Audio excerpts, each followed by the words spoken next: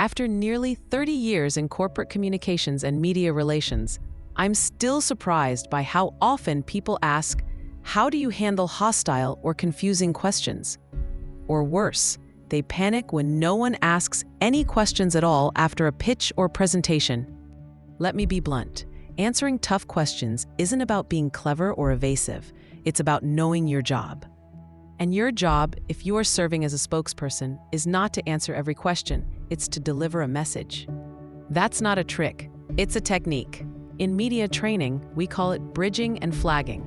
It's a foundational skill that, when used effectively, allows you to navigate any interview or public engagement with clarity, control, and confidence. You are the storyteller, not the subject. Let's reset the expectation. You're not at a podium or in an interview to passively respond to whatever is thrown your way. You are there because your organization has a story to tell, and you've been entrusted with telling it. That means you're armed with approved talking points, a communications objective, and a set of transition phrases designed to guide the conversation back to what matters. These might sound like, "That's an interesting perspective. What I'd like to focus on is," "I disagree with the premise of the question. What's important to understand is," "I'd frame it a little differently." Do those sound formulaic? Maybe, but they're effective. They buy you space. They shift control. They protect the message.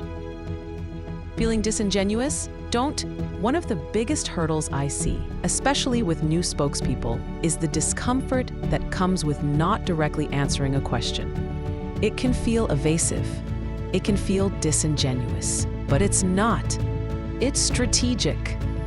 You're not dodging accountability. You're avoiding distraction. You're protecting clarity in a noisy, sometimes hostile, information environment. To do that, you must know your single overarching communication objective, your North Star, and every bridge should bring you back to it. Can you make it your own? Another common question: can I make the talking points sound more like me? The answer is yes and no. Yes, you should be an authentic communicator. You should deliver the message in your voice, with your cadence, in a way that feels natural. But no, you should not deviate from the message itself. Those talking points were reviewed and approved for a reason. Your job is to protect the story, not rewrite it on the fly.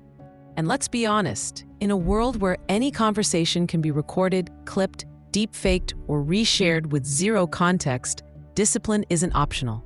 It's essential. The old adage used to be, "Don't say anything you wouldn't want to see on the front page of the paper."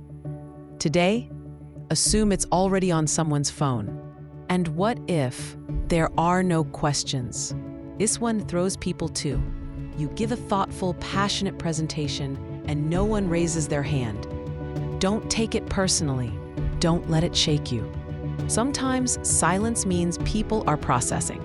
Sometimes it means you were so thorough, there's nothing left to ask.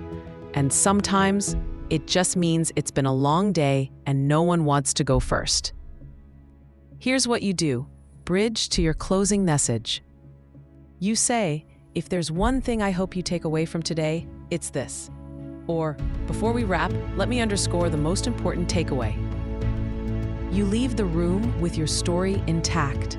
The secret to handling tough questions isn't about having all the answers. It's about knowing your role. Stay on message. Know your goal. Use bridging and flagging techniques. And remember, you're not there to play defense. You're there to deliver a story that matters. That's not evasion. That's your job.